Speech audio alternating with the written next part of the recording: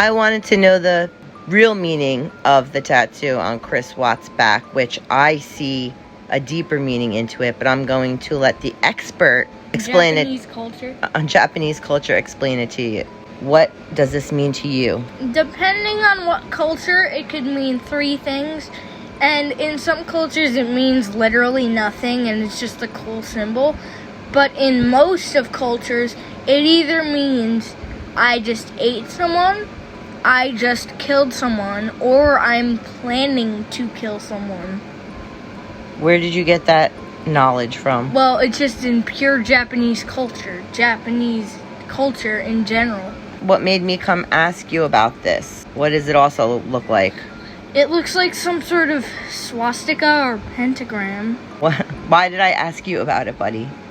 Because it looked like a shuriken. A what? Shuriken. I don't think the people listening to my channel know what that is. Say that clearly. A shuriken or throwing star. And what is that from, bud? It's from Japanese culture, and also it is in a lot of animes. I thought it was a video game. It's not just in video games, it's in pure Japanese culture. They actually exist. You can actually buy them. Okay, so now in Japanese culture, are there different clans? Well, yes, that's always been a staple of Japanese culture. Japanese and even Chinese culture. Okay, so do you think that this tattoo represents that he is a part of a specific clan that either eats, kills, or what was the other thing you said? Is about to kill? Is planning to kill. No, it does not, because the clan logos are not usually shuriken. It is usually some sort of, if they're a bad clan, a demon or something sadistic. Or if they're a clan, something like an angel or something happy. Why would he have this specific tattoo that you would know about? Well, what would be the symbology or meaning behind it? What is he saying with it?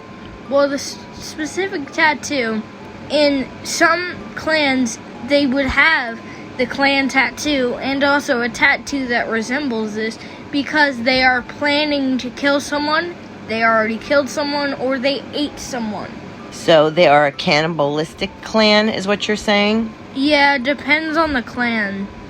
But this could symbolize a clan that is cannibalistic. And they sacrifice people? Yes. And eat them? There are like the ancient. There are many evil clans in Japan that actually eat people alive, not dead, alive. Why do they do that? Because they think that when they eat people and strong people in general, they grow their power from eating them. What?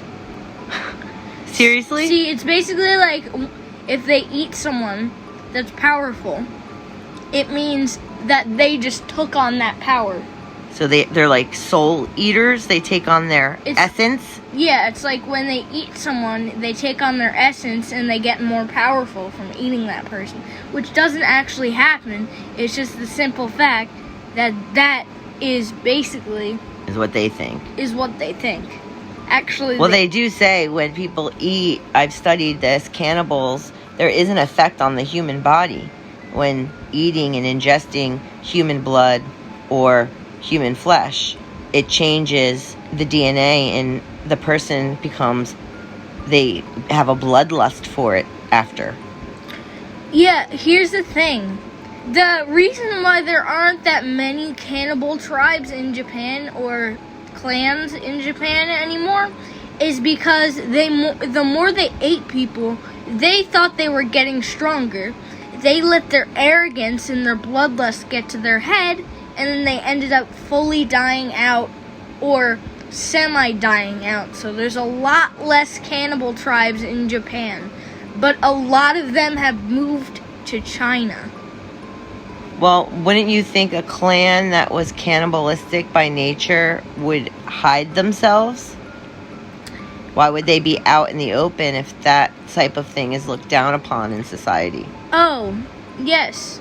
They do hide them now, but back when the clan war was a thing, when it was like back in like Chinese and Japanese ancient times, Like antiquity? they would literally show it. They would be like, I am the strongest person alive because I ate this many people. Oh, right. So in antiquity, they would literally take their enemy and cut their heart out and eat it in front of their whole tribe, and they would capture the enemy's tribe, and they would eat the heart, the beating heart of their enemies up on the top of the pyramid in front of everyone to show that they were the what? They were the superior ones. But it wasn't just the heart. It was literally one man with very sharp teeth would literally eat the entire body, bones and everything. Ah. This is in Japanese lore that we're talking about? Japanese and Chinese. The Chinese and Japanese wars when they would fight against each other. What year would you say this would be, or how many years ago would you say? About like 1400, 1500, 1600, 1700, and 1800. It went along for at least about 500 years. So this is like how many years ago? If we're in year... So 3,000 years ago, you're saying? Like 500 years ago. 500? Yeah, because if we're in the 2000s... Oh, so like 1500... 1500 to 1900 it lasted up to. 1400 So how long ago was that, is what I'm asking? That is like 600 years ago it started. Oh, wow. And it ended 100 years ago. What age period was this? It was about... Was it the Dark Ages, Middle Ages, what? It was like Middle Ages and the Iron Ages, which was a combination... It was called the Dark Ages. It was a combination of medieval times and the Iron Age. When they had swords and they knew how to make weaponry? Yeah. Oh, wow. When they got very experienced with making weaponry. And the most common cannibal weapon was a thick-topped spear. What they would do is they would impale the enemy, and as the enemy's body is sliding down the spear, they would be drinking the blood. And then they would, when the enemy almost fell off the bottom of the spear, and then it fell, they would turn the spear and chop its head off and then eat that. And then slowly by slowly, they would chop off every single piece of the body, including the genitals, and eat that. Where was this taking place? Because the landmass looked different. It was 1500 to 2,000 years ago. It was actually taking place in Mongolia. Interesting. And the Mongols, the Chinese and Japanese Mongols, were the people who were eating them. And they were also a distant relative of, get this, Cherokee Indian. Chris Watts is half Cherokee Indian. Yes, I know that. Oh my gosh! What, in TARNATION? Yeah. So, okay, do you think he comes from an ancient lineage then of Mongolian native?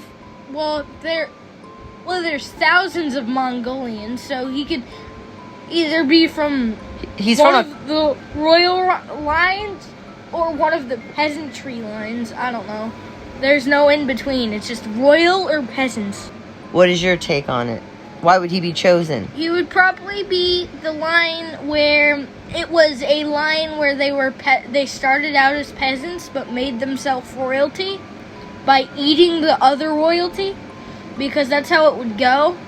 The way new royalty lines were formed is there was only one original royalty line, but then because their belief was if they ate a person, they took on their power. So what would happen is someone that was brave enough would go up to the king and eat him. They would eat him. They would eat him alive, though, you said. Yeah, and you know what's crazy? What? The king would be smiling the entire time. He would be okay with it. That was just how things were. Yeah. One peasant would go up to the king, eat him, leave the son of the king alive, so then there was more royalty bloodlines. So wait a second. You mean to tell me the peasant line, if he was strong enough, would come up to the king, fight him, get him in a position where he had power over him and then rip his heart out, how would they kill them? No, that's not how it would go. They were fighting with swords. No, Oh, okay. They did not fight at all. It was just that if the peasant won enough battles, he would earn the right to eat the king. What? It wasn't the fact they didn't even fight. It was like they earned the right to eat the king. The king was alive and agreed with this as well. So he would sit there and smile while being eaten alive? Yes. Where was this? Mongolia. In what time period? In the Chinese and Japanese wars. Chinese and Japanese wars of the Dark Ages. Yes. And you think that the tattoo on Chris Watt's back is a shuriken, but a shuriken that represents what? It's a sigil shuriken, right? Yes, it's a sign of power. Oh, wow. A sign of power. But a sign of power through what? It means well, like I said earlier, it either means I ate someone, I killed someone, or I'm planning to kill or eat that person. Wow. And the thing is that only happens to not the original bloodline of Mongolian royalty, but the people who were distant relatives of a peasant who then became royalty through this ritual. And you know what's even crazier? What? They would make sure, so there would be more royalty lines. They would make sure that the king that was being eaten would at least have one child that would carry on the legacy. So then there was multiple royalty because they believed that if they got enough royalty lines and it was just pure royalty, nothing else, no peasants, that they would be the most powerful and they would be able to conquer the world. So you're saying the peasant that won the battles got to eat the king And then while he was alive, and but had the a king child. but the king had to have a son to grow up and take rulership so that another peasant could come and eat him? And it wasn't a son either, it could also be a female. It could be a daughter or a son. Yes. Both reigned in equal. But if it was a daughter, then the daughter would already have to have a spouse, even if it was a very young age. So from birth they married their children a lot of times. They promised them to Not- secure. No, not promised them. They literally married them at birth. That's so creepy. It's not like they had intercourse, but they literally married them with rings and everything. They did ceremonies and rituals. Yeah. Wow. So basically what would happen after that is the line would continue on of royalty. And then eventually half of Mongolians' entire population was royalty. And then it went on and on and on until only like 1 to 2% of the population wasn't royalty. But then that was their downfall. They made too much royalty and there was not enough guards to keep the royalty safe. So it's in other words like that old saying, and we'll leave it off here. Too many chiefs and not enough Indians. Yeah, basically. Thank you, babes. That's actually where the saying came from. Are you kidding me? Yes. Their downfall was then the Cherokee Indians birthed out of them, and that's where the phrase came from. Too many chiefs and not enough Indians. They learned from their mistakes. Well, there you go. Leave your thoughts below on Chris Watt's tattoo. Leave a like and a comment and say hi to my son. Hi. And we'll be back soon with another video.